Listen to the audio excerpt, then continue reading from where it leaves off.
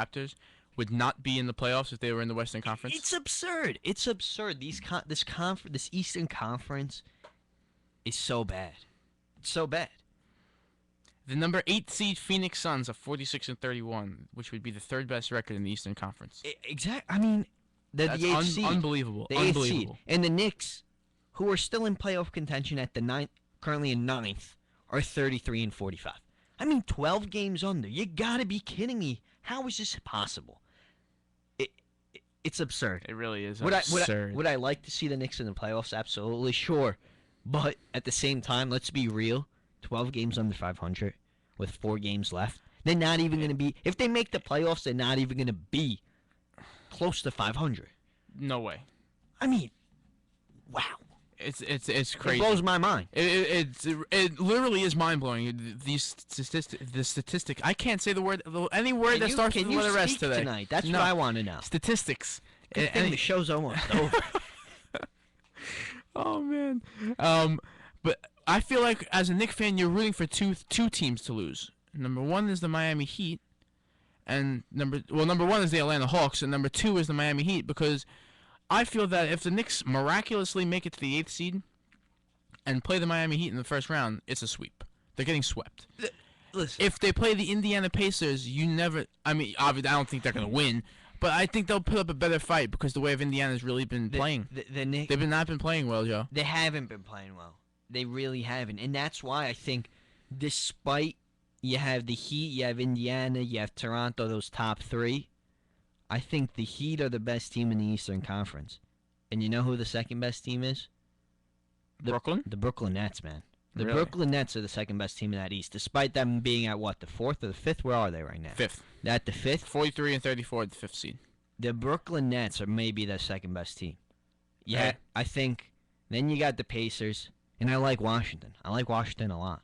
Really? So you're not the 3 seed Toronto Raptors? You're not putting them up there? I'm not a big fan of Toronto. I'm not going to lie. I don't think they're that talented.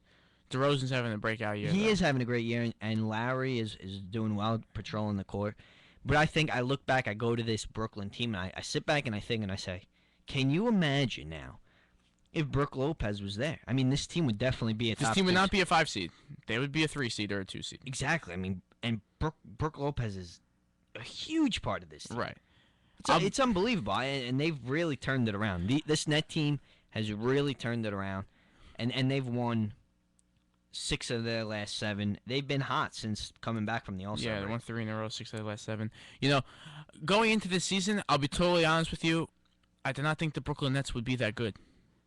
You know why? Because when I saw them make that deal to bring in Pierce, Garnett, and Terry, I was like, I honestly felt these guys are washed up. And I was right for 2 out of the 3 of them with Jason Terry and Kevin Garnett. I think Kevin Garnett is done. Because I don't think he's going to be able to produce anywhere near the way he used to be. Absolutely not. The only way I see him producing is as a leader, as a motivator, and maybe a defensive presence. I don't think he can. And that's the thing. You bring in a guy like Kevin Garnett, who you've seen this year that he's not producing anywhere near where he's been his entire career. But you hope that he could motivate your younger guys. He's his brain. You can pick his brain a little bit, and a guy like Mason Plumlee, the way he's coming into his own, man. Yeah, he's playing great. But here's another guy, Mason Plumlee. If we've had this conversation before, Brook Right. Lopez never gets hurt.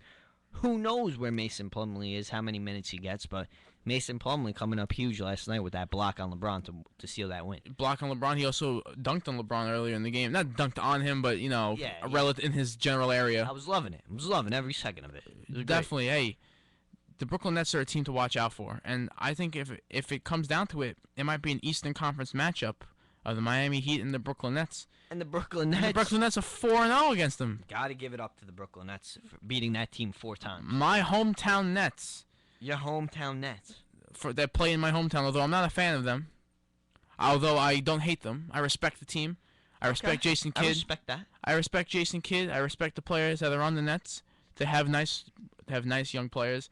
They have guys that really aren't.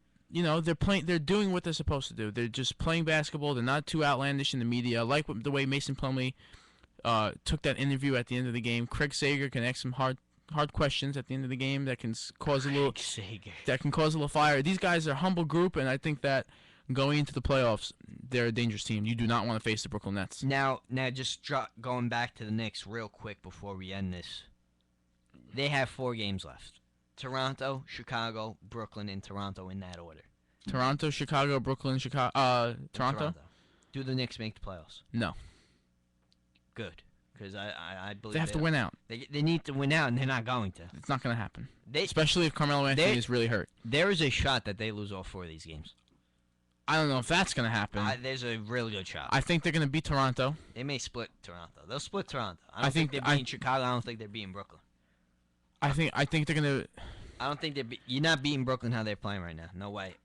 It was great to see J.R. Smith play lights out against the Heat. That ain't happening anytime soon. That was the first time the guy's done something real good all year. Right. I think going into this Toronto game coming up, I think the desperation, they're going to feel the desperation. They're going to feel the urgency to get this W. They should have felt the desperation all season long.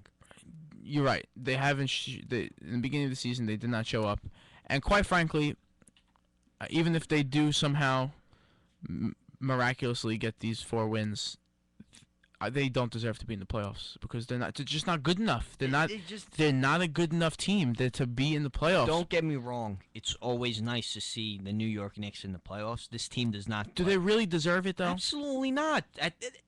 Listen, they win the next 4 games. They're going into and they make the playoffs somehow. They go into the playoffs at 37-45. They're playing hard, man, but you got to give them credit for that. But do they really deserve it? They're not a playoff team. No. They are not a playoff team. They're not. Absolutely not. And to be honest, neither are the Atlanta Hawks.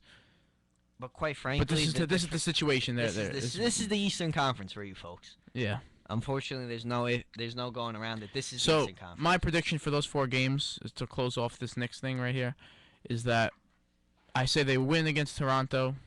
Next game they're gonna play Chicago. Yeah. I say they pull one out and win that one too.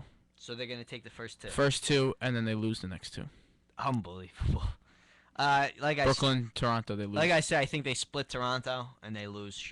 Brooklyn, I agree. Brooklyn and they lose Chicago also. Really, you're just gonna? Yeah, you go 1 out of 3. You know what? I kind of just want to see the season end.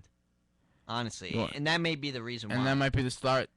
And that will be the official. Once the season ends, it will be the official start of Phil Jackson putting this team together. And we'll see. I mean, there's nothing really. You can't look forward to the draft because there's no pick. So no, you got to sit back and wait till July comes. You know who would be a perfect fit for this team? Not a perfect fit, but a good fit for this team. A good fit. Let's hear. The almighty Shabazz. The almighty Shabazz. No more Raymond Felton. You got to get some life into this team. Abracadabra Shabazz. Well, that's it for us tonight. Make sure you tune in next week. Same place, same time. Joe D here alongside with the franchise. Ton of MLB stuff. We'll get into the NBA, everything as usual. Stay tuned. Be back next week. Have a good day. Have a good day. The day's over, John. You kidding me? Take care. There we go.